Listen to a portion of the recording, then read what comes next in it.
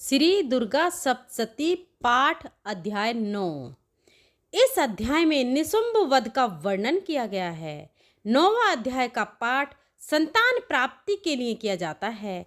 पुत्र प्राप्ति के लिए या संतान से संबंधित किसी भी परेशानी के निवारण के लिए दुर्गा सप्तशती के 9वें अध्याय का पाठ किया जाता है। इसके अलावा संतान की उन्नति प्रगति के लिए तथा किसी भी प्रकार की खोई हुई अमूल्य वस्तु की प्राप्ति के लिए भी 9वें अध्याय का पाठ करना उत्तम होता है। यह आपकी मनोकामना पूर्ण करने में सहायक है। राजा ने कहा, भगवान, आपने रक्त बीज के वध से संबंध रखने वाला देवी चरित्र का यह अद्वितीय महात्म्य मुझे बतलाया। अब रक्त बीज के मारे जाने पर अत्यंत क्रोध से भरे हुए शुंभ और निशुंभ ने जो कर्म किया उसे मैं सुनना चाहता हूँ। ऋषि कहते हैं, राजन, युद्ध में रक्त बीज तथा अन्य दैत्यों के मारे जाने पर शुंभ और निशुंभ के क्रोध की सीमा न रही। अपनी विशाल सेना इस प्रकार मारी जाती देख निशुंभ अमरस अर्थात गुस्से में भरकर देवी की ओर दौड़ा। उसके साथ असुरों की प्रधान सेना थी। उसके आगे पीछे तथा पार्श्व भाग में बड़े बड़े असुर थे जो क्रोध से होठ चबाते हुए देवी को मार डालने के लिए आए। महापराक्रमी शुंभ भी अपनी सेना के साथ मातृगणों से युद्ध करके क्रोधवश चंडिका को मारने के लिए आ पहुंचा। तब देवी के साथ शुंभ और निशुंभ का घोर संग्राम छिड़ गया। वे दोनों दैत्य मेघों की भांति बाणों की भयंकर वृष्टि कर रहे थे। उन दोनों के चलाए हुए बाणों को चंडिका ने अपने बाणों के समूह से तुरंत काट डाला और शस्त्र समूह की वर्षा करके उन दोनों दैत्य पतियों के अंगों में भी चोट पहुंचाई। निशुंभ ने तीखी तलवार और चमकती हुई ढाल से लेकर देवी के श्रेष्ठ वाहन सिंह के मस्तक पर प्रहार किया। अपने वाहन को चोट पहुंचाने पर देवी ने चूरप्रहर नामक बाण से निशुंभ की श्रेष्ठ तलवार तुरंत ही काट डाली और उसकी ढाल को भी, जिसमें 8 चांद जड़े थे, खंड खंड कर दिया। ढाल और तलवार के कट जाने पर उस असुर ने शक्ति चलाई किंतु सामने आने पर देवी ने चक्र से उसके भी 2 टुकड़े कर दिए। अब तो निशुंभ क्रोध से जल उठा और उस दानव ने देवी को मारने के लिए त्रिशूल उठाया, किंतु देवी ने समीप आने पर उसे भी मुक्के से मारकर चूर्ण कर दिया। तब उसने गदा घुमाकर चंडी के ऊपर चलाई, परंतु वह भी देवी के त्रिशूल से कटकर भस्म हो गई। तदंतर दैत्यराज निशुंभ को फरसा हाथ में लेकर आते देख देवी ने बाण समूहों से घायल कर धरती पर सुला दिया। उस भयंकर पराक्रमी भाई निशुंभ के धराशायी हो जाने पर शुंभ को बड़ा क्रोध हुआ और अंबिका का वध करने के लिए वह आगे बढ़ा। रथ पर बैठे बैठे ही उत्तम आयुधों से सुशोभित अपनी बड़ी बड़ी 8 अनुपम भुजाओं से समूचे आकाश को ढककर वह अद्भुत शोभा पाने लगा। उसे आते देख देवी ने शंख बजाया और धनुष की प्रत्यंचा का भी अत्यंत दुस्साह शब्द किया। साथ ही अपने घंटे के शब्द से जो समस्त दैत्य सैनिकों का तेज नष्ट करने वाला था, संपूर्ण दिशाओं को व्याप्त कर दिया। तदंतर सिंह ने भी अपनी दहाड़ से, जिसे सुनकर बड़े बड़े गजराजों का महान मद दूर हो जाता है, आकाश पृथ्वी और 10 दिशाओं को गुंजा दिया। फिर काली ने आकाश में उछलकर अपने दोनों हाथों से पृथ्वी पर आघात किया। उससे ऐसा भयंकर शब्द हुआ जिससे पहले के सभी शब्द शांत हो गए। तत्पश्चात शिवदूती ने दैत्यों के लिए अमंगलजनक अट्टहास किया। इन शब्दों को सुनकर समस्त असुर थर्रा उठे, किंतु शुंभ को बड़ा क्रोध हुआ। उस समय देवी ने जब शुंभ को लक्ष्य करके कहा, ओ दुरात्मन, खड़ा रहे, खड़ा रहे, तभी आकाश में खड़े हुए देवता बोल उठे, जय हो, जय हो, जय हो। शुंभ ने वहां आकर ज्वालाओं से युक्त अत्यंत भयानक शक्ति चलाई। अग्निमय पर्वत के समान आती हुई उस शक्ति को देवी ने बड़े भारी लूके से दूर हटा दिया। उस समय शुंभ के सिंहनाद से तीनों लोग गूंज उठे। राजन, उसकी प्रतिध्वनि से वज्रपात के समान भयानक शब्द हुआ, जिसने अन्य सब शब्दों को जीत लिया। शुंभ के चलाए हुए वाणों के देवी ने और देवी के चलाए हुए वाणों के शुंभ ने अपने भयंकर वाणों द्वारा सैकड़ों और हजारों टुकड़े कर दिए। तब क्रोध में भरी चंडिका ने शुंभ को शूल से मारा। उसके आघात से मूर्छित हो वह पृथ्वी पर गिर पड़ा।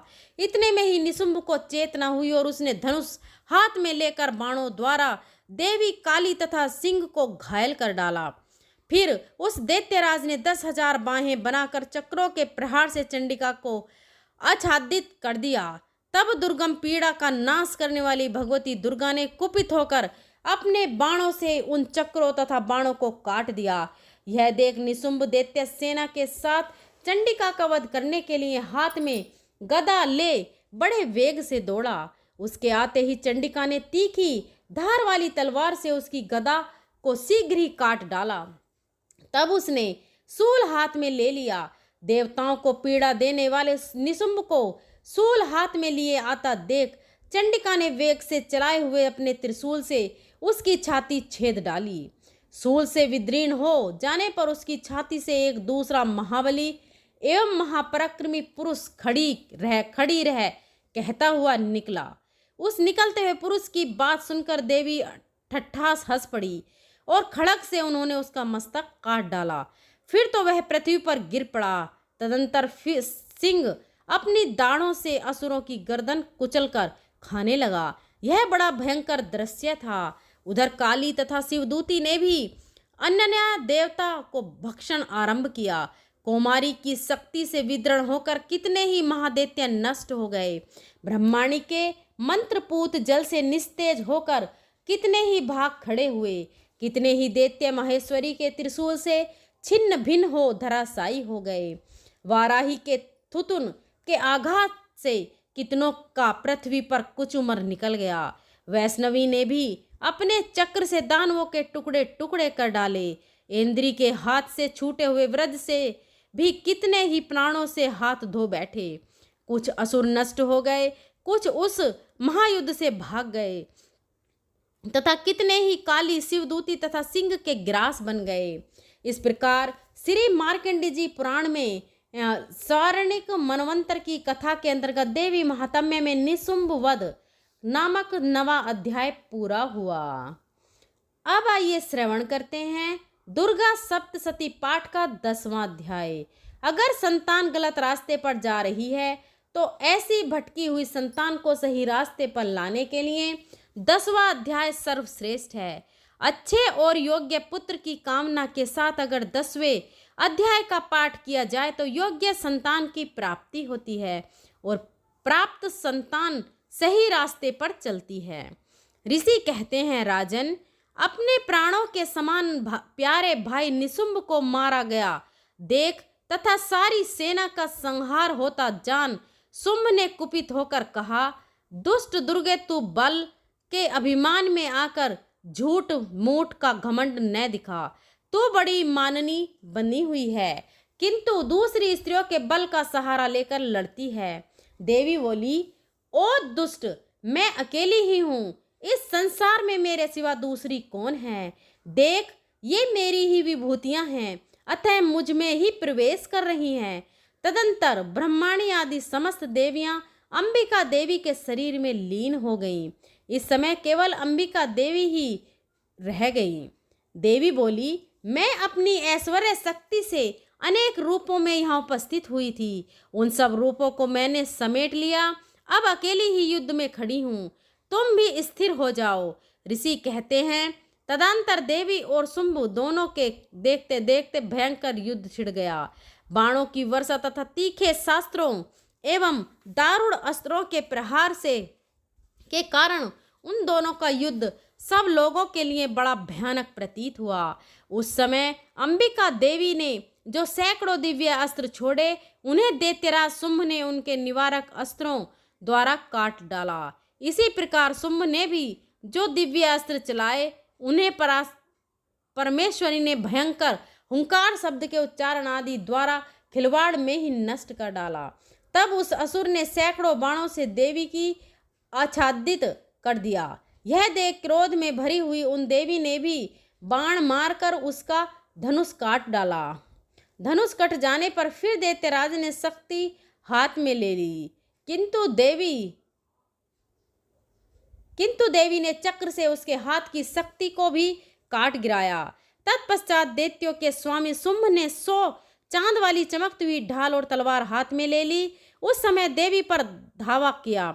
उसके आते ही चंडिका ने अपने धनुष से छोड़े हुए तीखे बाणों द्वारा उसकी सूर्य किरणों के समान उज्ज्वल ढाल और तलवार को तुरंत काट दिया। फिर उस दैत्य के घोड़े और सारथी मारे गए।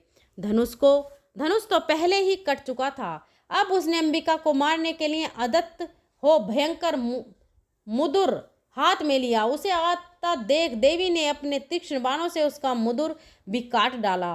तिस पर वह असुर मुक्का तानकर बड़े वेग से देवी की ओर झटका। उस दैत्यराज ने देवी की छाती में मुक्का मारा। तब उन देवी ने भी उसकी छाती में एक चोटा जड़ दिया।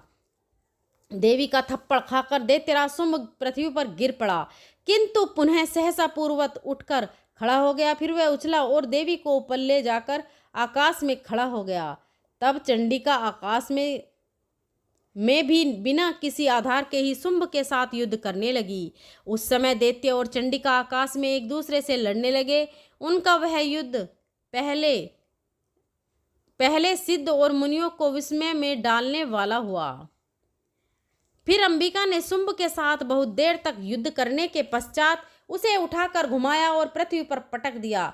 पटके जाने पर पृथ्वी पर आने के बाद वह दुष्ट आत्मा दैत्य पुनः चंडिका का वध करने के लिए उनकी ओर बड़े वेग से दौड़ा। तब समस्त दैत्यों के राजा शुंभ को अपनी ओर से आता देख देवी ने त्रिशूल से उसकी छाती छेद कर उसे पृथ्वी पर गिरा दिया। देवी के शूल की धार से घायल होने पर उसके प्राण पखेर उड़ गए और वह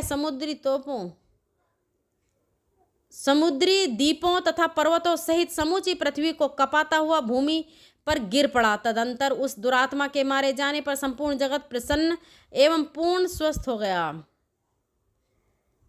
गया तथा आकाश स्वच्छ दिखाई देने लगा। पहले जो उत्पात सूचक मेघ और उल्कापात होते थे वे सब शांत हो गए तथा दैत्य के मारे जाने पर नदियां भी ठीक मार्ग से बहने लगीं।